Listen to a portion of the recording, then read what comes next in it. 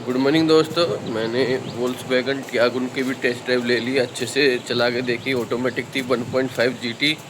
जितना मैंने आज तक मैनुअल गाड़ी ज़्यादा चलाई है, ऑटोमेटिक नहीं चलाई इतनी। तो जितना यूट्यूब पे देख रहा था कि इतना फास्ट चलती है, इतना वो चलती है, उतना तो मेरे को मज़ा नहीं आया। मेरे को तो क्रेटा भी मैंने ऑटोमेटिक ही चलाई थी 1.5 टर्बो। दोनों में मेरे को ज़्यादा डिफरेंस तो मेरे को महसूस हुआ नहीं है। मैनुअल चलाता हूँ तो ऑटोमेटिक में थोड़ा मेरे को तो लेट रिस्पॉन्स महसूस होता है। तो इसलिए अगर मैं मैनुअल चलाता हूँ तो मेरे को मैनुअल ही चला के देख के पता चलेगा डिफरेंस का, वैसे तो नहीं पता चलेगा। भागती तो है पर पता नहीं समझ में नहीं आता, कभी भागती है कभी नहीं भागती है। तो ऑटोमेटिक पे मेरा हाथ सही नहीं बैठा, तो इसलिए मुझे नहीं समझ में आया वो भाग रही है या नहीं भाग रही है। ऑटोमेटिक जो मैंने 3XO का भी चलाया, क्रेटा का भी चलाया, टियागो का भी चलाया, जो सबसे बढ़िया मुझे अभी तक, आप मानो ना मानो, मेरे को चलाने में जो सबसे अच्छी लगी मेरे को तो 3XO ज़्यादा रिस्पॉन्सिव लगी, ज़्यादा पेपी इंजन लगा उनका उसका, और लो कॉस्ट में भी है। टियागो GT 1500 आप करिए। ये ऑफ। अब ब्रेक दबा के स्टार्ट। राइट पैर से सर, राइट पैर से बटन दबाओ।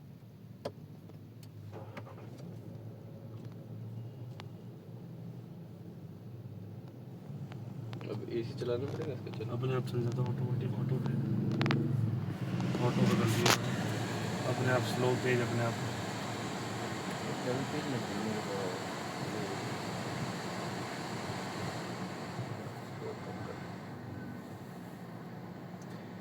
अब इसमें म्यूजिक सिस्टम कनेक्ट नहीं है। एप्पल कारप्ले वायरलेस है इसके अंदर, वायरलेस चार्जिंग है सर। वायरलेस चार्जिंग का फ़ोन रखोगे चार्ज होने लगेगा। 2 चार्जिंग के पोर्ट ये है सर, ये आर्मरेस्ट है। 2 चार्जिंग पोर्ट पीछे भी है। आर्मरेस्ट भी काफ़ी लंबा है। हाँ जी, ये पूरा पीछे में जाता है। आगे से खींच सकते हो वैसे।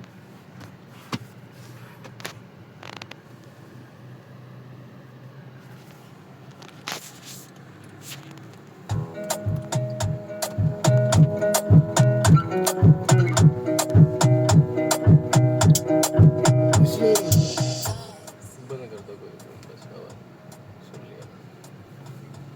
ये कंपनी का ही फिटिंग है। चारों स्पीड है, चारों कॉम्पोनेंट है। तो बिल्कुल इलेक्ट्रिक और हाइड्रोलिक दोनों है। ये इलेक्ट्रिक वाला है? इलेक्ट्रिक हाइड्रोलिक दोनों है ये भी हाँ जी। इलेक्ट्रिक हाइड्रोलिक मतलब?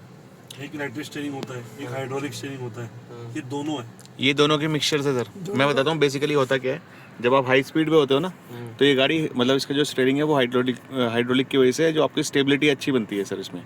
ठीक है, जैसे आप नॉर्मल हो, अब आपकी 0 to 40 अगर आपकी स्पीड है तो आप कहीं पे भी इजीली मोड़ सकते हो। अब क्या होता है, हाइड्रोलिक तो इसमें इसलिए दे रखा है जैसे आप स्पीड में हैं कहीं, ठीक है, आपने एकदम से गाड़ी मोड़ दी, क्योंकि इलेक्ट्रिक जो होता है सर वो हल्के से टर्न में हाइड्रोलिक हो जाता है। ये हैवी हो जाता है। लेदर सीट्स आ जाती है, तो आपको ड्राइव क्वालिटी अच्छी मिल सीट्स आ जाती जाती है। है हवाई की सीट में, और इलेक्ट्रिक सीट्स आती है जो अभी हम एडजस्ट कर रहे हैं। स्टीयरिंग पूरा नीचे हो जाएगा, ऊपर हो जाएगा, बाहर आ जाएगा। 10 इंच का मेमोरी सिस्टम आता है। अब इसको ड्राइव करना है तो ब्रेक दबा के सर, यहाँ बटन है, उसको आराम से प्रेस करके पीछे ले जाओ, बिल्कुल एंड में ड्राइव है। ये नॉर्मल डी सामने आ गया, D1। इसी को दोबारा ऐसे प्रेस करोगे दोबारा तो S1 मतलब स्पोर्ट्स मोड, फिर दोबारा प्रेस करोगे तो D1 है। अभी ड्राइव पे चलना है, ड्राइव मोड है। चलिए सर, बेल्ट लगा लीजिए आप।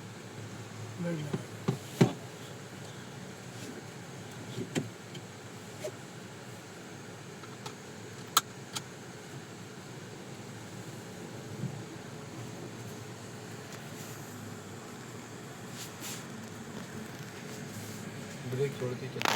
हाँ जी अपने आप। ध्यान रखना ना, इसका ये ऑटोमेटिक बटन है। 4 दिन की बात होती है, उसके बाद हम समझ बहुत इजी टू ड्राइव है सर, बहुत इजी टू ड्राइव है। ग्राउंड क्लियरेंस कितना है इसका? 188।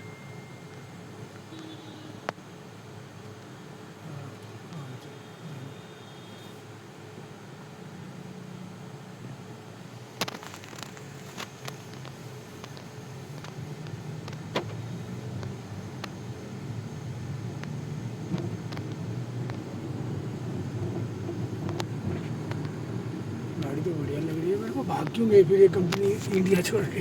भागी कहाँ है अभी? ना ना सर, भगा ही नहीं सकता कोई इसको। अच्छा, मर्सिडीज BMW ये तो और फेल चेस। तो रही है, ये आपको तो फेल। सर बेसिकली मैं बताता हूँ सर, देखो अब आपको इसका भी प्रेस्क्रिप्शन क्लियर कर देता हूँ।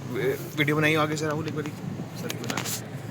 इसमें सर बेसिक ये थोड़ा लेट में क्यों उठ रही है? जैसे मैं रेस दबा रहा हूँ तो थोड़ा लेट में उठ रही है, ऐसा क्यों लग रहा है मुझे? वो पीछे सर वो लूज कर रखा है ना उसके अंदर पीछे। ऐसा तो नहीं है।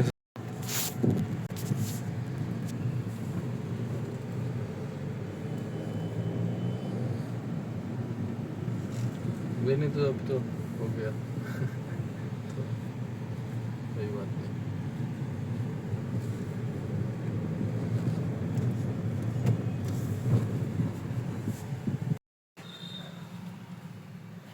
मेरी ड्राइविंग के हिसाब से था ये। मेरी 6 फीट हाइट है। हेडरूम देख लो, बीच में थोड़ा हम्प है इसमें हल्का सा, बैठने में दिखा देता हूँ। थोड़ा बीच में तो है दिक्कत, पैर आ नहीं रहे हैं देखो।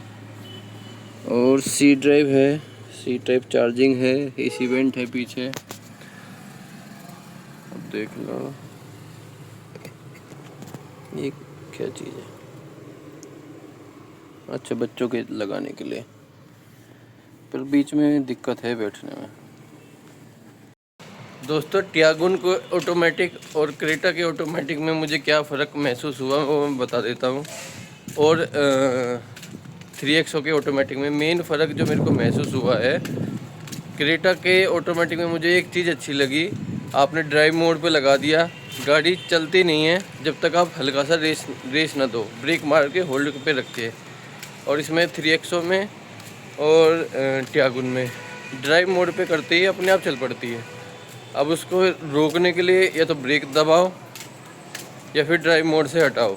अगर किसी हम खड़े हुए हैं, अगर मैं कुछ कर मतलब उतर गया गाड़ी से, कुछ करने लगा, तो किसी गाड़ी स्टार्ट है, बच्चे ने हैंडल हिला दिया और ड्राइव मोड पे कर दी गाड़ी, तो ये चल पड़ेगी। मुझे तो ये चीज़ ज़्यादा अच्छी लगी कि रेस जब तक नहीं दबाएंगे, ड्राइव मोड पे करने के बाद भी गाड़ी नहीं चलेगी।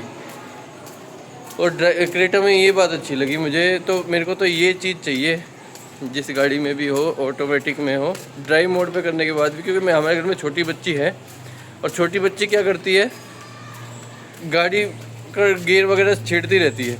अब इनमें टियागुन में और 3XO में अगर किसी ने गियर छेड़ दिया बच्ची ने, तो वो चल पड़ेगी खुद। अब वो चल पड़ी तो उसको रोकने के लिए बच्ची तो रोक नहीं पाएगी, तो कोई ना कोई होना चाहिए उसमें।